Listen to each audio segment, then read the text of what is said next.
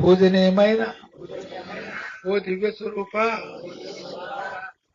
మా లోపలను వెలుపలను మీదను క్రిందను అంతటను నిండి ఉన్న ఓ సర్వాంతర్యామి మా లోపల ప్రతి అణువునందును ఇమిడి ఉండి మా నేత్రములకు నేత్రము కర్ణములకు కర్ణము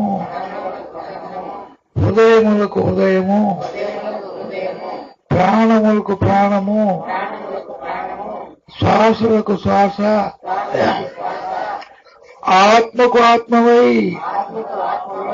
వెలుగొందు దేవా ప్రేమైకమూర్తి నిన్ను తెలుసుకుని భాగ్యము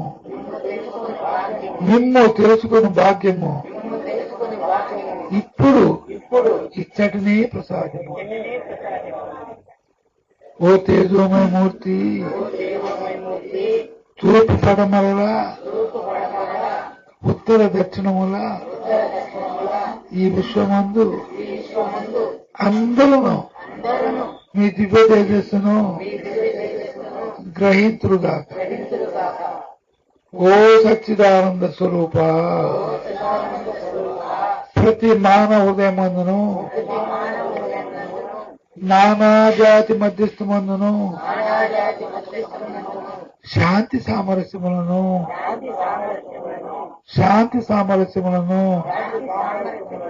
ప్రతిష్ఠింపజేయము. ఓ గురుదేవా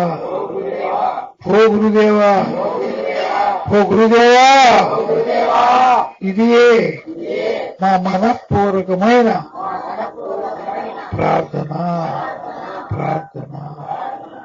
వెంకటేశ్వర గురిస్తే లక్షల కోట్లు డబ్బులు, లక్షల కోట్లు సంకోట్లు భ్రమే, లక్షల కోట్ల భ్రమే, డబ్బులు సంకోటం ఇంకా అంతకని భ్రమ. ఏమిస్తాడు వెంకటేశ్వర దగ్గర? మనకి జీవితంలో ప్రశాంతిస్తాడు. ఏంటి ప్రసాద్? నాకేమి ఎన్ని కష్టాలు వచ్చినా ఎంత బాగున్నా నా సామున్నాడు అనే జీవితం ప్రసాదిస్తాడు. ఈ కాలంలో ఎన్ని కోట్లున్నా వాళ్ళ ప్రశాంతత లేదు, వాళ్ళకి ప్రశాంతత కరువు అయింది. మనం చూస్తాను కోట్లు ఆ బ్యాంకులు వేసుకుని జైలు మగ్గుతా ఉంటారు. జైల్లో అది కాకుండా వెంకయ్య స్వామి అని నోటారు పిలిస్తే, అమ్మ హృదయపూర్వకం పిలిస్తే మనకు ఏం ప్రసాదిస్తాడు?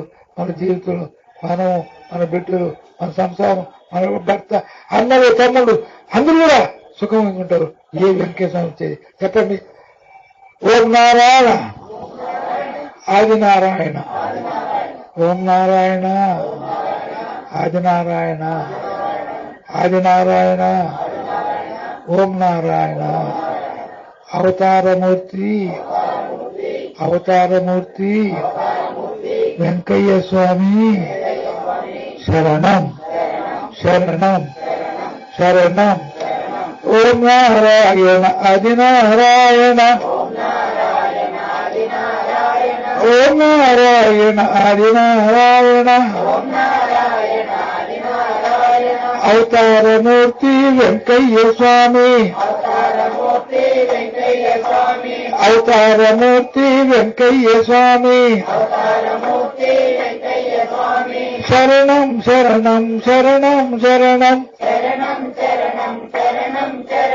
ఓం నారాయణ ఆదినారాయణ, ఓం నారాయణ ఆదినారాయణ. అవతారమూర్తి వెంకయ్య స్వామి, అవతారమూర్తి వెంకయ్య స్వామి శరణం.